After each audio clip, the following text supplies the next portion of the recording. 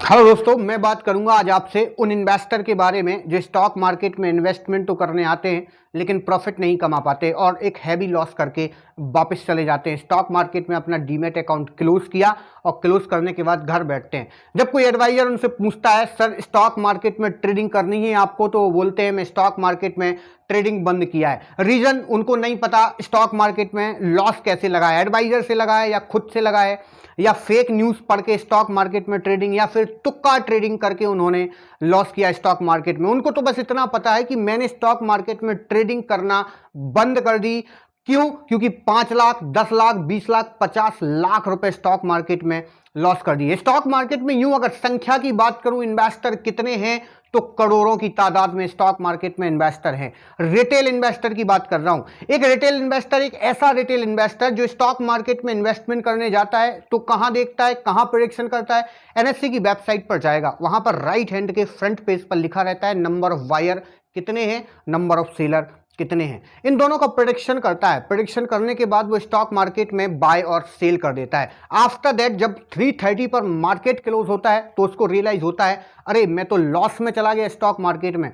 उसको नहीं पता कि स्टॉक मार्केट में प्रॉफिट कैसे कमाना है, स्टॉक मार्केट की क्या स्ट्रेटेजियां हैं, क्या फॉलो करना है, मुझे कौन सी न्यूज़ पढ़नी है, मनी कंट्रोल क्या है, डीआईआई क्या है, एफआईआई क्या है, जीरो, नथिंग। उसको स्टॉक मार्केट का नॉलेज जीरो है, बट वो ट्रेडिंग करने के लिए आता है। मैं आज आपको इस वीडियो के माध्यम से आपको सारी स्ट्रेटेजी के बारे में, स्टॉक मार्केट में आपको कहां कितना कैसा पैसा लगाना है, किन न्यूज़ और डीआईआई और एफआईआई को कैसे फॉलो करना है, ये सारी चीज़ें इस वीडियो में डिस्कस करने वाला हूं। अगर आपने वीडियो को लाइक और चैनल को सब्सक्राइब नहीं किया तो कर दीजिए, क्योंकि वीडियो आपके लिए बहुत हेल्पफुल होने वाला है। ऐसे करोड़ों इन्वेस्टर हैं जिनके लिए स्टॉक मार्केट में प्रेडिक्शन करना बहुत मुश्किल है। अगर वो एनएससी की वेबसाइट पर वो बाय और सेल का चार्ट का प्रेडिक्शन ना करके डायरेक्ट मनी कंट्रोल की वेबसाइट पर जाके लेटेस्ट न्यूज़ जो डीआईआई और एफआईआई और हेज फंड की न्यूज़ आ रही हैं, उन्होंने क्या स्ट्रेटेजी यूज़ की, डीआईआई और एफआईआई ने कितना बाय किया शेयर्स, कितना इन्वेस्टमेंट किया, कितना सेल किया,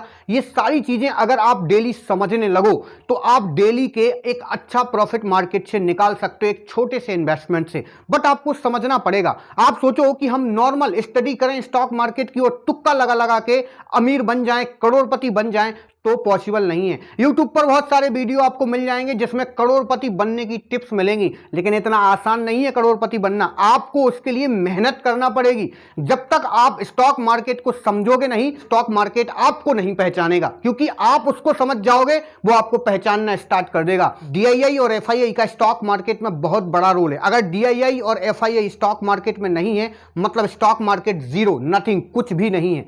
डीआईआई का फुल फॉर्म होता है डोमेस्टिक इंस्टीट्यूशनल इन्वेस्टर, एफआईआई का फुल फॉर्म होता है फॉरेन इंस्टीट्यूशनल इन्वेस्टर। ये दो दिग्गज ऐसे इन्वेस्टर हैं जो स्टॉक मार्केट को अप और डाउन कर देते हैं। कोई कितना भी स्टॉक मार्केट को उठा ले, लेकिन अगर डीआईआई चाहे कि मार्केट को गिराना है तो डीआईआई गिरा देगा। अब गिरे हुए मार्केट को उठाना है यानी अप ट्रेंड में ले जाना है तो एफआईआई और डीआईआई मिलके ये काम कर देते हैं। आप जानना चाहोगे कि डीआईआई और एफआईआई के अंडर कौन कौन सी कंपनी आती हैं? म्यूचुअल फंड, भारत की सबसे बड़ी कंपनी। म्यूचुअल फंड में अकॉर्डिंग टू मी, इन्वेस्टर तो छोड़ो, भारत का हर पर्सन इन्वेस्टमेंट करता है। लाखों करोड़ों रुपए every day mutual fund invest कर रहा है स्टॉक मार्केट में। इंश्योरेंस कंपनी बहुत बड़ी बड़ी इंश्योरेंस कंपनी है। रियल एस्टेट, ये बड़े बड़े सेक्टर डीआईआई और एफआईआई के अंडर आते हैं। ये लोग इन्वेस्टमेंट करते हैं। एग्जांपल के तौर पे अगर मैं बात करूं, LIC life insurance corporation Bharat की सबसे बड़ी कंपनी है।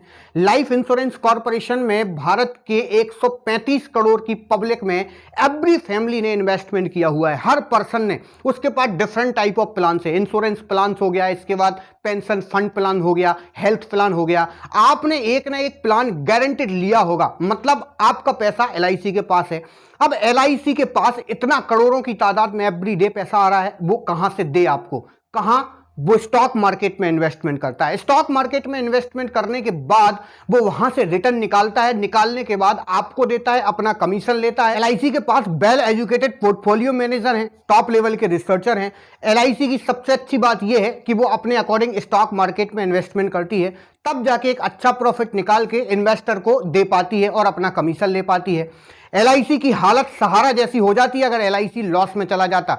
जैसे अभी मोबाइल ओपन करो, सहारा की एक नई आर्टिकल आता है कि सहारा पैसा कब देगा इन्वेस्टर का, तो LIC की आ रही होती कि LIC इन्वेस्टर का पैसा कब देगा। तो इस तरीके से LIC वर्क कर रही है कि वो मार्केट में हमेशा सक्सेस रहे। रियल एस्टेट बहुत बड़ा सेक्टर है। रियल एस्टेट स्टॉक मार्केट में इन्वेस्टमेंट करके आपको पैसा देता है। इसके अलावा म्यूचुअल फंड भी इसी तरीके से इन्वेस्टमेंट करता है। म्यूचुअल फंड आपसे पैसा लेगा, हमसे पैसा लेगा, एवरी पर्सन से वो पैसा लेगा। उस पैसे को कलेक्ट करने के बाद AMC असेट मैनेजमेंट कंपनी को प्रोवाइड कर देगा। असेट मैनेजमेंट कंपनी के पास well research educated portfolio manager हैं, उसके पास बेस्ट रिसर्चर हैं। वो रिसर्चर और मैनेजर मिलके कंपनियों में इन्वेस्टमेंट करते हैं। Company like ETF exchange trade fund, ये एक ETF कंपनी है। इसके अलावा इंडेक्स फंड हो गया। इंडेक्स फंड बड़ी बड़ी कंपनियों में इन्वेस्टमेंट करना, ये म्यूचुअल फंड का फंडा है। तो म्यूचुअल फंड वहां पर इन्वेस्ट करता है, आपको 12, 15, 30 और 25% के रिटर्न बेस पर वहां से पैसा कमाता है, अपना कमीशन काट के आपको रिटर्न कर देता है। म्यूचुअल फंड डिफरेंट टाइप के, एक क्लोज एंडेड होता है, एक ओपन एंडेड होता है। आप जिसमें पैसा लगा रहे हो, आपका पैसा फाइनली म्यूचुअल फंड के पास जा रहा है। म्यूचुअल फंड स्टॉक मार्केट में वो पैसा इन्वेस्ट कर देता है, वहां से रिटर्न निकाल के वापस आपको दे देता है। अगर आप हेज फंड, FII और DII जैसी रिसर्च और स्ट्रेटेजी फॉलो करके प्रॉफिट कमाना चाहते हैं स्टॉक मार्केट में, तो आपको कुछ बातें ध्यान में रखना होंगी। सबसे पहला, एवरीडे स्टॉक मार्केट की न्यूज वॉच करो, वो चाहे मनी कंट्रोल पे जाके करो या CNBC न्यूज को देखो। एवरीडे आपको न्यूज वॉच करनी है। दूसरा आता है टेक्निकल और फंडामेंटल को सही तरीके से समझो कि टेक्निकल क्या बोलता है और फंडामेंटल क्या बोलता है। इन दोनों को कंबाइन करके समझो, स्टॉक मार्केट आपको समझ में आ जाएगा। स्टॉक मार्केट की न्यूज को अगर आप 1 मंथ तक कंटिन्यू फॉलो करते हो तो आपको कुछ ऐसी न्यूज़ मिलेंगी जिसकी वजह से अच्छा प्रॉफिट आप मार्केट से निकाल सकते हो। नंबर 1 पे आता है स्टॉक का स्प्लिट होना। बहुत सारी कंपनी अपने स्टॉक को स्प्लिट करती हैं। जैसे MRF का शेयर 70,000 का चल रहा है। 70,000 का शेयर एक नॉर्मल इन्वेस्टर बाय नहीं कर सकता। जिसका इन्वेस्टमेंट 10, 15, 20,000, 50,000 है, वो इन्वेस्टर स्टॉक मार्केट में 70,000 का स्टॉक नहीं खरीद सकता। उसका रीजन है क्योंकि उसके पास उतना फंड नहीं है। तो बड़े इन्वेस्टर खरीदते हैं। बड़े इन्वेस्टर खरीदते हैं मतलब उस स्टॉक में लिक्विडिटी कम है, यानी नंबर ऑफ बायर और नंबर ऑफ सेलर कम है। ऐसी सिचुएशन में कंपनी अपने स्टॉक का स्प्लिट करती है। तो स्प्लिट करना, फिर मार्केट में उस कंपनी का फिर से मार्केट में शेयर आना, यानी वो कंपनी फिर से अप ट्रेंड बनाना स्टार्ट कर देती है। तो आप ऐसी सिचुएशन में कंपनी में इन्वेस्ट कर सकते हो, एक अच्छा प्रॉफिट निकाल सकते हो मार्केट से। दूसरा आता है शेयर्स का बायबैक होना। बहुत सारी कंपनी है जो अपने ही शेयर्स को बायबैक करती हैं। एवरी मंथ एक न्यूज आती है कंपनी की, ध्यान देना आप, स्टॉक मार्केट में अपनी ही कंपनी के शेयर्स को वापस से वो खरीदती है, फिर मार्केट में फ्लो कर देती है, यानी इन्वेस्ट कर देती है।